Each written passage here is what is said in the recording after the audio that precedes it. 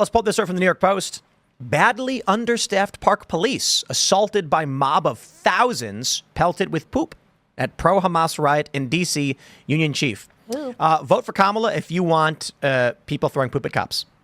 That is horrifyingly disgusting. They had to. They like What about deputized E. all the New coli? York cops. I mean, it's so fun that this battle between foreign nations is playing out on America's soil. Really love that for us. Mm-hmm. This is what the left does. Meanwhile, they're saying that there's one video I watched where a guy's like, what do you think happens if Trump wins, or do you want Trump to win? The lady's like, well, if Biden wins, the Proud Boys are going to come out and start shooting people. And he's like, the Proud Boys? And she's like, yeah. And he's like, do you think that all of these people are Proud Boys? She's like, no, but they'll come out. The left is doing it right now. They've been doing it for years. There's not a Proud Boy in sight. There's not. I talked to Tommy Tuberville yesterday, who's my Alabama U.S. Senator, former football coach, and his Capitol office faces the direction of Union Station. And they texted me a picture of these Palestinian flags being raised, and you can see it from Capitol Hill. Sitting in the U.S. Capitol as a sitting United States Senator, watching the Palestinian flags being raised, and they could do nothing about it. Mm-hmm. That's so sad. But it's not an act of terror. It's not. No, but not at I mean, in Congress itself, what was it, last year, the year before, you had Nancy Pelosi and Kamala Harris raising the Ukrainian flag in Congress. But we're not occupied. It's not a hostile takeover. No. Don't question anything, Libby. Did you see how Zelensky was like, I'd be very happy to work with Trump. I know.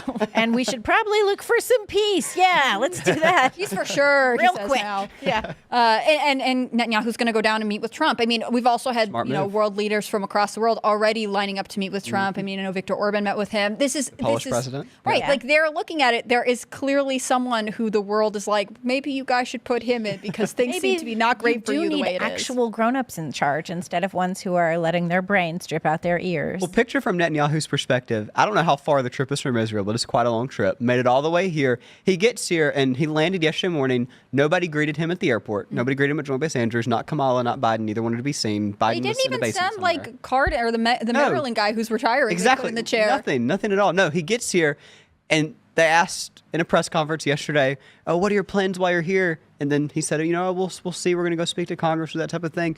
Are you meeting with President Biden? We're waiting to hear back from his team. You flew all the way across the country, and the leader of the alleged leader of the free world won't even give you a yes or no on if you're meeting or not. Well, they're terrified. I mean, Biden and Kamala are both terrified of the far left. They are. That's why you have, that's why what's going to sort of be interesting this fall leading up to the election is Kamala's going to be outspoken against Israel, and Biden's going to be like, we back Israel. I don't know. You don't think so? No, today she was saying that she raised money for Israel as a child. I think she's going to... She also was backing Gaza, though. She's like, she's gonna she be- said, we hear you, careful we'll of listen to you. She's going to follow the Biden legacy of trying to be on every side of this issue and failing miserably. I mean, that's really what this is. I mean, they put her husband in charge of the White House anti-Semitism task force. Her stepdaughter is raising money, and in he was favor talking of to Palestine. donors the other day on some kind of Zoom call. Right. This is why they hate posture social on media. so intensely on this issue. They used to be able to show up to a rally in, let's say they go to New York, and there's a bunch of people, and Barack Obama or Hillary Clinton, let's hit the 90s, Bill Clinton will be like, we're going to have no more war. And they go, I'm going to bring all our troops out of the Middle East. Desert Storm was a bad idea. I don't know what year that was. I don't know. But you're the point. They're going to say, we're not going to have these wars. And then people are going to be like, yay. Then he's going to march down to a district that's mostly funded by military contractors. And they say, we're going to make sure we defend America's interests overseas and not abandon our men. Nowadays, you can't do it. Remember Kamala constantly changed her accents a while back? When she went down to Louisiana, she had a southern accent. She's still doing it. She still does that. That's going to be her on policy positions now. Hillary She's did going it. to go They're to just one going to group. call it code switching. They are. Right. Yes. AOC did it. Yeah.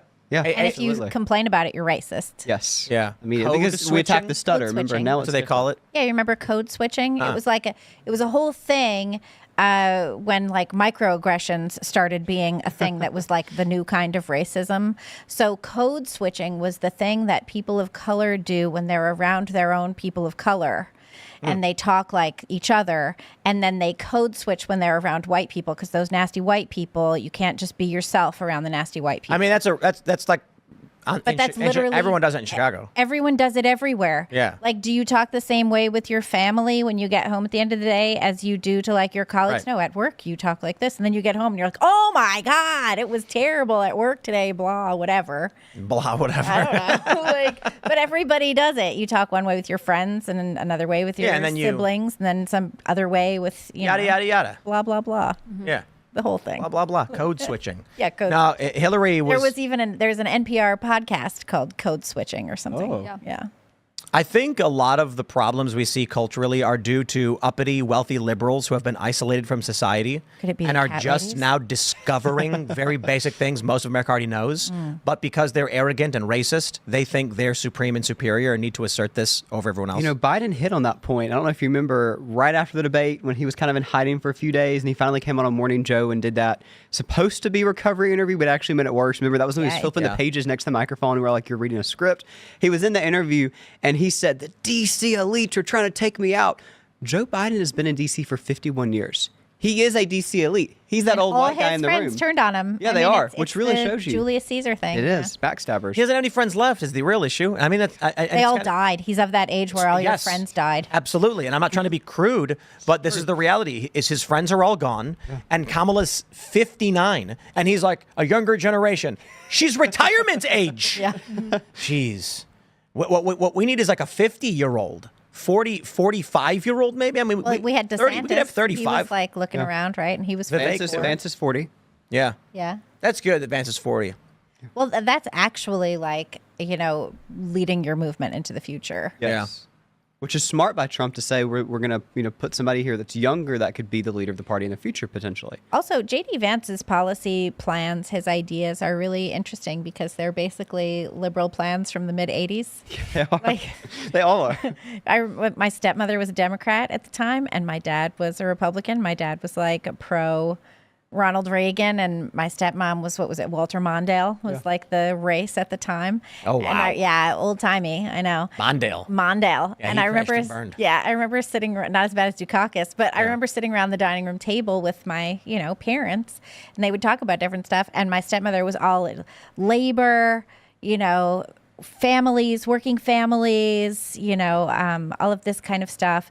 And my dad was like fiscal responsibility. And that's what they would argue about. And now Vance is like a little bit of fiscal responsibility, families, labor, American dream. Yeah. I think that's what's the most fascinating thing in American politics is that the parties that we have today, though they have the same name, are fundamentally different than they were 2 or 3 Totally decades ago. different. And I think that's the reality that especially like younger generations are growing up in. They actually cannot relate to their grandparents who are registered Democrats or Republicans because not only do they face different technological issues, but they are actually not talking about the same thing. So I say it a lot, but, America, it would be different if American politics were about a common goal, shared values, and we have different ideas on how to get there. But actually right now, these parties have different visions and opinions on the country. They are leading them in different directions. It's not about compromising because they don't want the same things. Well, I don't know if you've watched Hillbilly Elegy yet. I've heard about it for years. I've read the book. I finally watched the Netflix show on the way back from Milwaukee while we were dealing with all the flight issues we were talking about earlier. And I was like, I have some time, I'll watch it. That's the family and community he grew up in. And so it's authentic, it's genuine, it makes sense where They're starting to attack him for it too. Yes, They're which like, is that's not even crazy. real. That was Yeah. a Time article today, which you're going to be like, what are you talking about? And for the Kentucky governor to come out and be like, he doesn't know what growing up in middle class was like. That's a man who grew up with a silver spoon in his mouth, whose dad gave him the position he has. And you watch that or read the book, and like he grew up in the worst of the worst. Mm-hmm. And the way that he, first of all, made a career himself completely by himself, first in his family would ever go to college, and then actually become a VP nominee. Like that's the true testament to the American dream. And it's not somebody code switching or actually making up this false life story like we've seen some on the left make up. He wrote this book, years and years ago before he even entered politics. And so this is true and genuine. He didn't have aspirations at the time. Right, and he was already successful, right? Yes. He had this career in Silicon Valley. It's not that he, I'm sure everyone has political aspirations when they're thinking about the future, but it was a very different time period when he was writing it than the stage of life he's in right now. Andy Beshear out of Kentucky is on the short list hypothetically to be one of Kamala Harris's VP picks. So I feel like you have to look at Shapiro. I mean, I feel like it could be any of them, Well, right? There's a guy in Arizona, the media too. said they can't do Shapiro because he's Jewish. Wow. They Wow. can't have a Jewish vice president? Yes, numerous media outlets have said that her husband and a vice president being Jewish would cost her the election. Or You know that I mean, does the media know that that's Anti-Semitic. anti-Semitic? Actually, crazy to say. it's not because they're allowed to say it because they're the media. It's only when their opposition says it, it's bad. Well, isn't I Doug see. Emhoff chair of this little anti-Semitic group? He needs to be, writing some strongly worded letter against these media organizations, but they won't because they're in bed with them and they're their best friends. Now, I hope. And they might look at Pennsylvania as a lost state, to be They honest. really- like they that's might. the thing about Shapiro. I mean, Trump's assassination attempt, I am sure, fundamentally changed the way Pennsylvania voters feel about the Yes. election. Yes. I'm not saying all of them love Trump, but I mean, to have that happen in has your to. backyard is Yeah, it's your impactful. community. And so then to look towards Arizona or Kentucky or a different state is I mean, there might be sort of a calculation there where they're like, look, it would be nice, but we just aren't going to win the states. We have to use these resources differently. We heard a lot about Kelly today, and he sent out some fundraising emails for the Biden campaign, which I thought was interesting. I think Shapiro or Kelly makes the most sense to win like an actual state, but again, it's whether or not they view Pennsylvania as a lost cause. And I mean, obviously that was such a pivotal state in 20. If they do this time, that's a strong testament to obviously Trump, being so high in the polls. But the fact that, I think they can pick a VP to singularly win a state. It's just which state they choose to win. Thanks for watching this clip from Timcast IRL. Make sure to check out the live show Monday through Friday at 8 p.m. on this channel. Subscribe and we'll see you all there.